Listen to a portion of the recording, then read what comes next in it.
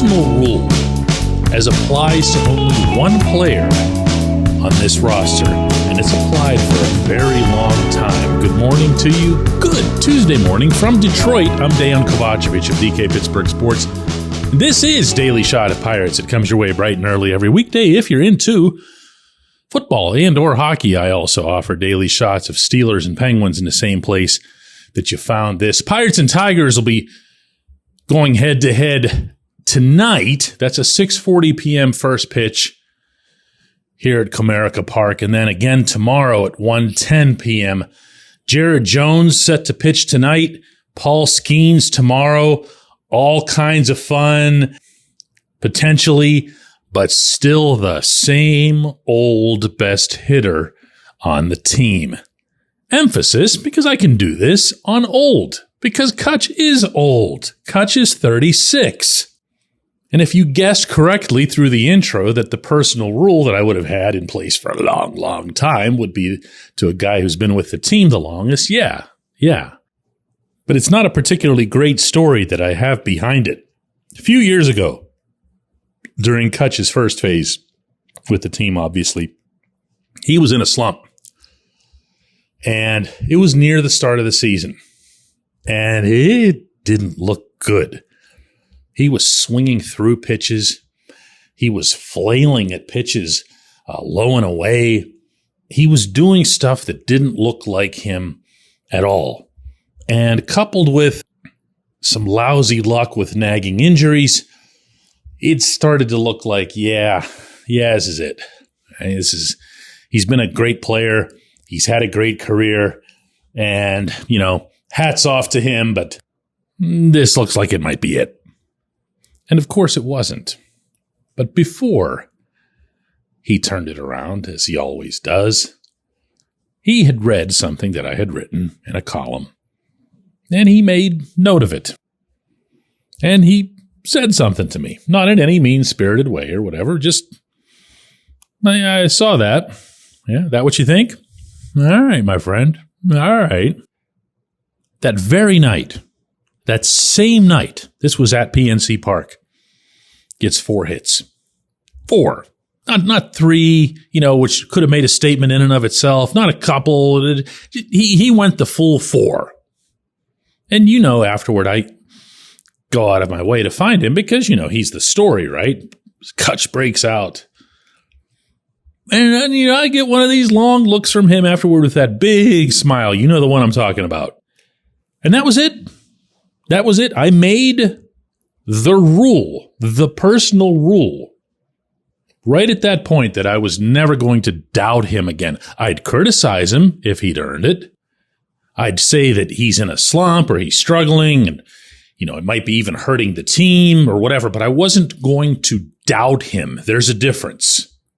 Doubting him is suggesting that, to say it again, that he's done, that he's lost it physically or maybe even lost it, from a motivation standpoint or whatever. I was never going to do that again. Never going to do that again. So, if you go back carefully through every single episode of Daily Shot of Pirates to date in the year 2024, no matter how low Cutch's batting average got, and by the way, that was 161 as of fairly recently, I didn't doubt him. I said that the Pirates would really benefit if he were to snap out of it at some point, but I didn't say, he's done.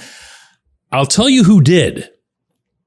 You, I'm looking at you, but at least some of you.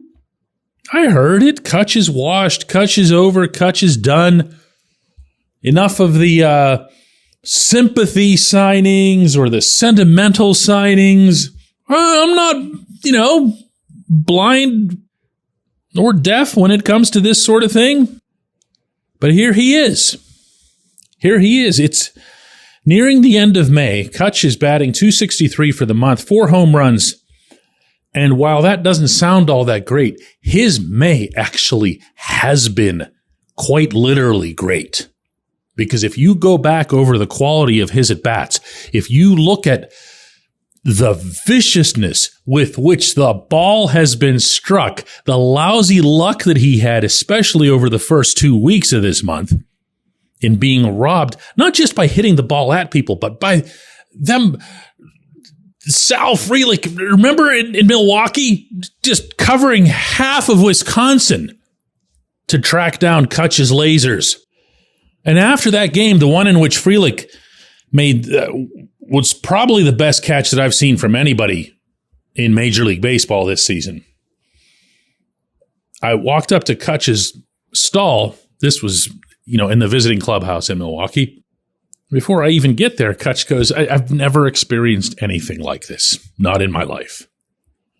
But he wasn't getting down because he knew that the process was in place. He knew that the things that weren't happening for him in April were in May, and that if he just kept sticking with those things and not focusing on the outcomes, the results, that he was going to be fine.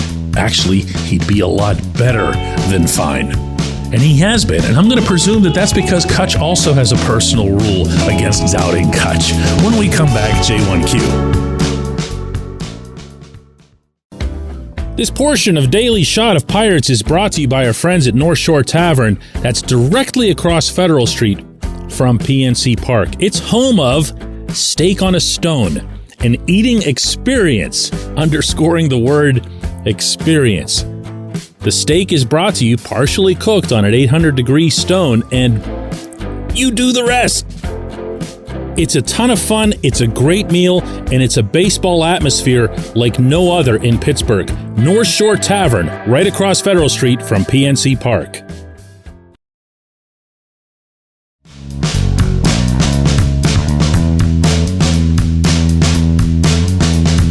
Today's J1Q comes from John, who says, DK, if management isn't going to take this team seriously with the talent that they've got in their rotation, from your perspective, what are some steps they need to make over the next month to be a legitimate contender come September, whether that's in philosophy, personnel, call-ups, trades? Pulling the trigger to call up Paul Skeens is great, but he and Jared Jones and Mitch Keller need the support, as we all know, and this club just feels so close to being competitive. I happen to agree with you, John, and if anything, I agree with you at a level probably that's more forceful than your own. See, I don't look at any of this within the prism of just what we're seeing. I'm going to say this for the billionth time now, and I don't care how repetitive it is. This is year 5. And these people should be acting as such. And what I mean by that is not ceding to public pressure or media pressure or whatever it is. They should actually want this, okay? They should be starving for this. And they're not. Certainly, Ben Cherington is not. I don't know how much clearer he himself can make that just from the way he carries himself publicly, let alone keeping Rowdy Tellez on the roster and all kinds of other stuff that you've seen from him, or more accurately, that you've not seen from him. You would think that he would have this burning fire within him that he just can't wait to unleash and say, aha, look at me, I've got Skeens and I've got Jones and I've got Keller just signed to a long-term contract, and I've got Bednar, and I went and spent $10.5 million on Aroldis Chapman. You can throw all kinds of different things into it. But the bottom line is that it's year 5. That alone ought to do it. It shouldn't have to come to Skeens and Jones being here. It shouldn't have to come to 3/5 of this rotation being capable of completely dominating an opponent to create that kind of urgency. It should be innate. It's not innate. It's anything but innate. And that to me is a bigger problem than any number of things that you could have conceptually listed out there, John. That's where I see cement walls and maybe others don't. That's where I see, you know what? You're only going to go so far with this guy as GM, or you're only going to go so far with this guy as your field manager. That's what I see. And that's why I end up probably sounding a little more caustic on the subject of the Pirates these days than most. Because I have a hard time getting past the very real and very demonstrable notion that the people running the team don't care enough. Not just Bob Nutting and his payroll. I'm talking about the people that are day-to-daying this. I have a really, really, really hard time with that. With looking at, hey, look, they won a couple of games against the Braves. Awesome, great, wonderful. What's it going to mean? What's it going to spur them to do? Why do they need to be spurred? I appreciate the question. I appreciate everybody listening to Daily Shot of Pirates. We're going to do another one of these tomorrow from here in Detroit.